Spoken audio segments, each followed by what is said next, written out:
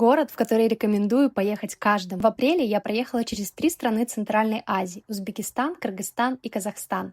И один город особенно запал мне в душу. И сейчас расскажу почему. Природа. Центр города буквально утопает в зелени, а в 2 шагах от отеля я обнаружила тропу Теренкур. Всего 15 минут на такси, и ты уже на Медео. Зимой это горнолыжный курорт, а летом канатная дорога и полноценный wellness-маршрут. Летние террасы. Гастрономия — это отдельный восторг. В любом ресторане, кофейне или баре, в который я приходила по рекомендациям или находила случайно, было вкусно, стильно и недорого. Люди. Когда во время шопинга я обнаружила, что моя карта UnionPay от Россельхозбанка в Казахстане не работает, мне помог сделать покупки совершенно незнакомый человек. Культура. Сюда можно прилетать на концерты любимых артистов. Я была на Вере Брежневой и случайно оказалась на репетиции Айола.